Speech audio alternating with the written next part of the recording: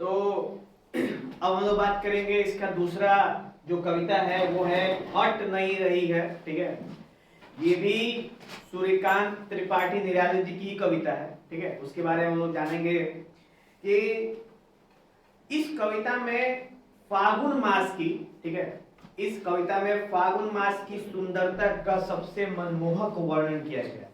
फागुन मास कहने का मतलब है जिसमें हम लोग होली खेलते हैं, उसको फागुन मास कहते हैं।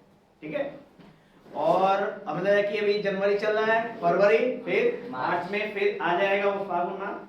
और कवि ने इस क्या कहते हैं कि ये जो मंथ है, ये जो महीना है जिसका नाम है फागुन, उसका सबसे ही मनमोहक वर्णन किया है, क्योंकि इस महीने में हल्की हल्की हवा चलती है, हल्की हल्की ठंड रहती है, फिर हल्की हल्की गर्म भी हो जाती है।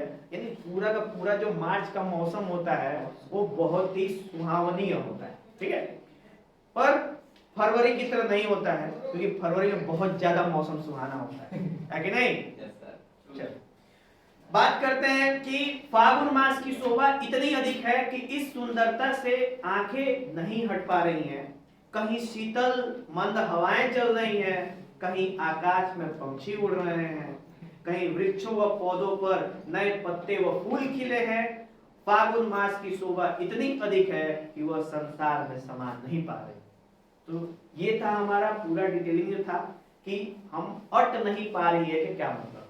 अट नहीं पा रही का मतलब समझते हैं, इसका जो शाब्दिक अर्थ है वो है कि अगर कोई बर्तन है, उस बर्तन में आप जो सामान डालना चाहते हो वो पूरी तरह से भर नहीं पा रहा है, इसलिए उसको बोलते हैं अट नहीं पा रही है। अब कवि बोलते हैं अट नहीं पा रही है, सेंस है कि जो फागुन मास होता है वो इतना मनमोहक होता है, इतना मनमोहक होता है कि हमारे पास बयां करने के लिए शब्द नहीं है, भावनाएं खत्म हो जा रही हैं, फिर भी ये चीजें चलती रह रही हैं, इस वजह से वो अट नहीं पा रही। समझ? अब इसमें जो कविताएं हैं वही कविताएं पढ़ देते हैं हम लोग। ठीक है, क्योंकि इसका समरी हम आपको पहले बता दिए कविता का, ये पूरा कविता का समरी यही है, अट नहीं पा रही का। किसका वर्णन किया है सौंदर्य का? फागुन मास के सौंदर्य का वर्णन किया गया है, अट नहीं पा रही। समझ? तो अट नहीं रही है आभा फागुन की तन सट नहीं रही है। ठीक है, कहीं सांस लेते हो घर घर भर देते हो, उड़ने को नभ में तुम पर पर कर देते हो। आंख हटाता हूं तो हट नहीं रही है, पत्तों से लदी डाल कहीं हरी कहीं लाल, कहीं पड़ी है उर में मंद गंध पुष्पमाल, पाट पाट शोभाश्री पट नहीं रही है। ठीक है, अट नहीं रही। तो ये था कविता।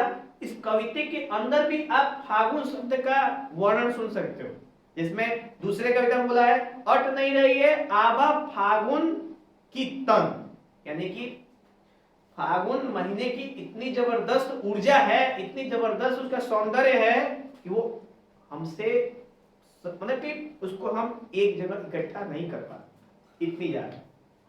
ठीक है, समझा? क्लियर हुआ? किसी को डाउट है तो बताओ, क्योंकि इसका जो मैंने पूरा का पूरा डिटेल था वो आपको पहले बता दिया, अब इसके बाद मैं इसको पढ़ रहा हूं। कोई दिक्कत? ये भी पोयम हो गया।